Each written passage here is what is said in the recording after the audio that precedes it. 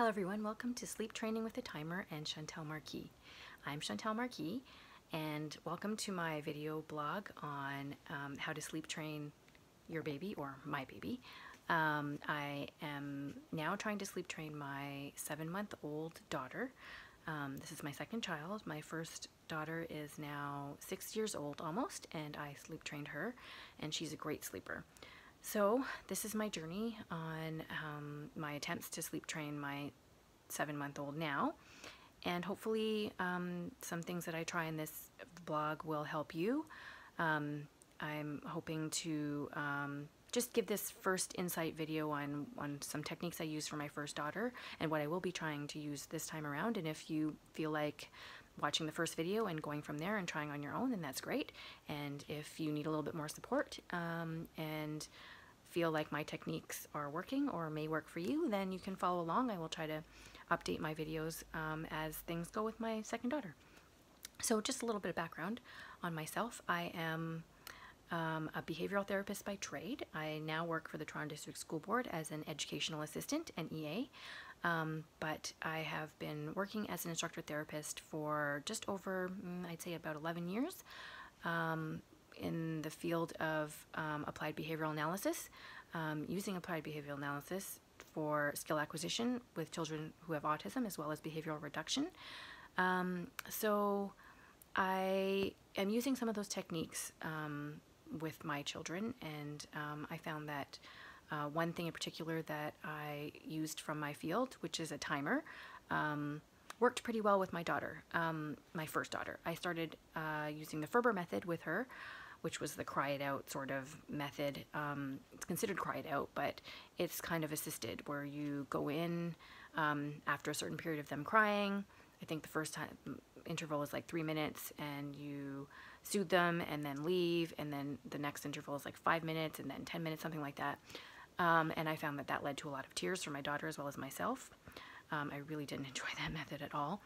And then the second method I tried was some information I got out of the Sleep Ladies Goodnight, Sleep Tight by Kim West. So I read this book, and I started using some techniques from this book. But what I found ultimately worked for me was when I started time training my daughter for naps.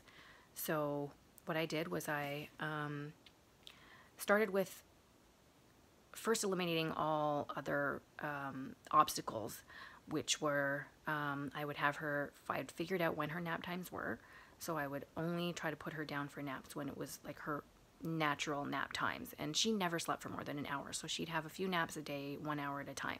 So I found those times, and I started to put her in her crib at those times. So I eliminated all other obstacles. I had a dim room.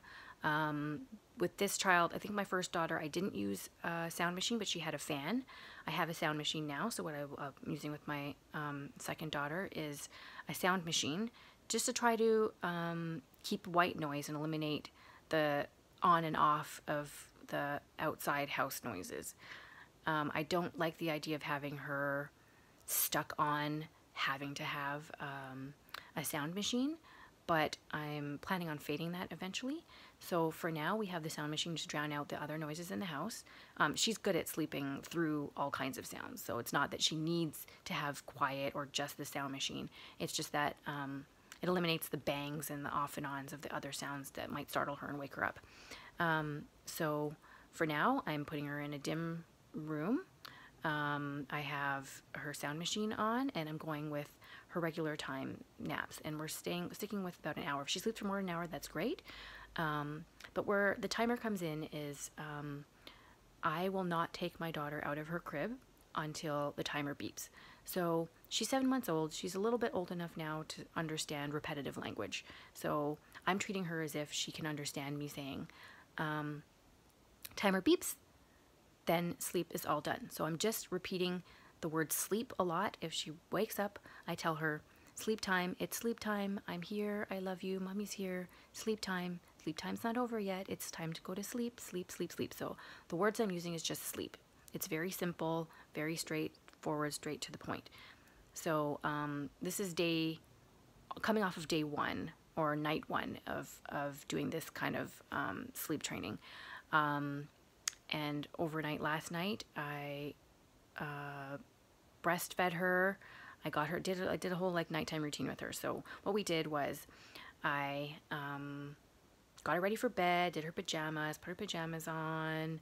We read a book. I breastfed her, and then she fell asleep on me. I waited about, breastfed her, nursed her for about 10 minutes, 10-15 minutes. Then I held her for another 10 minutes or so, and then I put her in her crib. What happened was she woke up almost instantly, like 2 minutes later.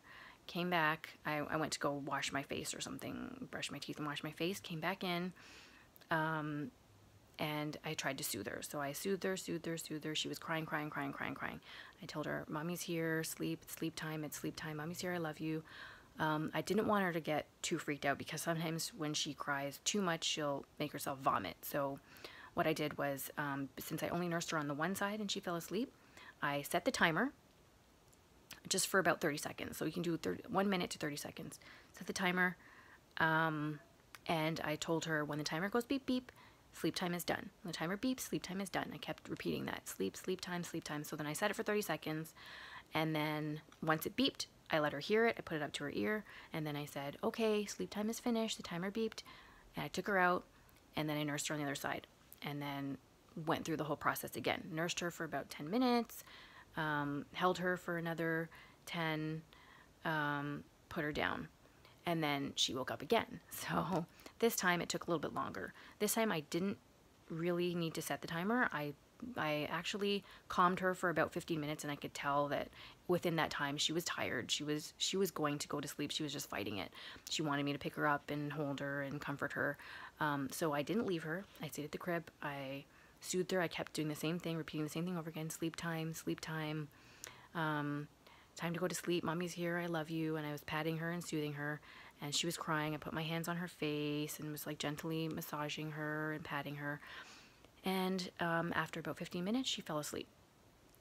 What I would have done if she had, not been able to calm herself and was getting too worked up, was I would have set the timer again for another 30 seconds. Right now it's just 30, because what I want her to do is associate the timer, the beeping, with her coming out of the crib.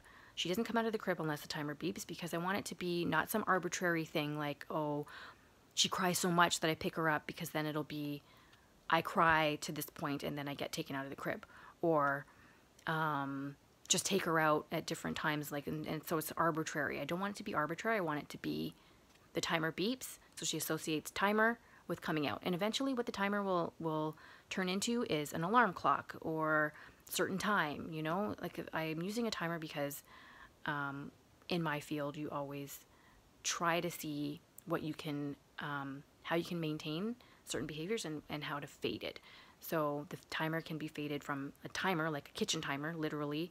You set the time, 30 seconds, beep, beep, beep, beep, beep, and then it beeps after 30 seconds, after a minute, after whatever. Eventually what I'm going to do is I'm going to increase the time, soother, increase the time until the timer beeps, and then I take her out. So follow me along this journey. This is, like I said, day one. She is down for a nap right now. She has been sleeping for about 20 minutes. Let's see if we can take a look at her on the monitor. There she is on the monitor. She's a tummy sleeper. She sleeps better on her tummy, so I also go along with, however she generally falls asleep, I try to put her down that way. So she fell asleep with her face against my chest, so I kind of put her face down. And she's 7 months old now, so I monitor her to make sure. I mean, I know the recommendation is to not tummy sleep babies, but she rolls over now. She's confident, like in rolling, and I'm confident that she will turn her face if anything. I have a blanket lower and it's tucked in, like beneath her, and I have a breastfeeding cushion that's kind of cushioned around her legs underneath, so that it kind of feels a little bit more secure for her. And that's how we've been sleeping her for a while, and it's been working. So follow me on this journey. If you like my videos, please give me a thumbs up, and subscribe if you want to continue watching my videos. Thanks for following along, and I hope that sleep training works for her and it works for you. Bye for now.